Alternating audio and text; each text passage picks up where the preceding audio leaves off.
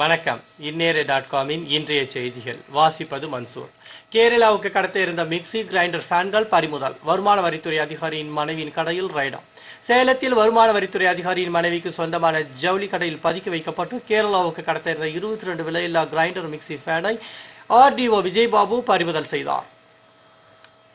கூவ மாற்றை சீரமைக்க ஒதுக்கிய 604 கோடி ரூபாய் சென்றது எங்கே? கூவ மாற்றை சீரமைக்க மேற்கொண்ட பணிகள் குறித்தும் செலவிடப்பட்ட தொகை குறித்தும் அறிக்கை தாக்கல் செய்ய பசுமை தீர்ப்பாயம் உத்தரவிட்டுள்ளது. சென்னை கூவம் அடையாறு பக்கிங்காம் கால்வாய்களை சுத்தப்படுத்தி ஆக்கிரமிப்புகளை அகற்ற கோரி தென்மண்டல தேசிய பசுமை தீர்ப்பாயத்தில் எட்வின் வில்சன் 2014 பொதுநல வழக்கு தொடர்ந்தார். கூவ மாற்றி சீரமைக்க முதற்கட்டமாக 604.77 கோடி ரூபாய் செலவில் பணிகள் நடைபெறுவதாக பொதுப்பணித்துறை சார்பில் அறிக்கை தாக்கல் செய்யப்பட்டது. வரும் முன் காக்க தவறினால் சென்னை ஆகும் கோவை. ஆய்வுக் கூட்டங்களில் அலர்ட்.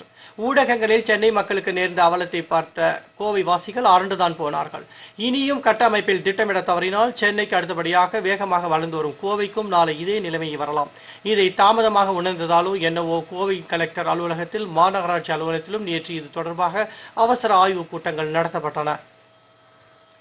நீர்நிலைகளை தூர்வார மறந்ததால் வெள்ள பாதிப்பை சந்திக்கும் மக்கள். கடலூர் மாவட்டத்தில் உள்ள நீர்நிலைகளை தூர்வாராத காரணத்தால் விவசாயம் அழிவை சந்திப்பதுடன் மக்கள் ஆண்டுதோறும் வெள்ள பாதிப்பை சந்திக்க வேண்டியுள்ளது என விவசாயிகள் வேதனையை வெளிப்படுத்தியுள்ளனர்.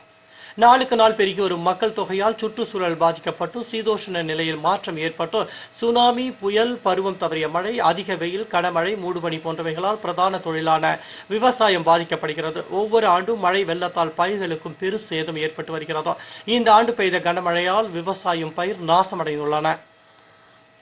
தமிழக அமைச்சரவை விரைவில் மாற்றம். 2 எம்எல்ஏக்களுக்கு முதல்வர் அழைப்பு. ஸ்ரீரங்கம் மற்றும் மொடக்குறிச்சி எம்எல்ஏக்களை சந்திக்க முதல்வர் ஜெயலலிதா அழைப்பு விடுத்திருந்ததால் விரைவில் தமிழக அமைச்சரவையில் மாற்றம் வரும் என தகவல்கள் வெளியாகியுள்ளது. இத்துடன் இச்செய்தி அறிக்கை முடிவடைந்தன. மீண்டும் நாளை சந்திப்போம். வணக்கம்.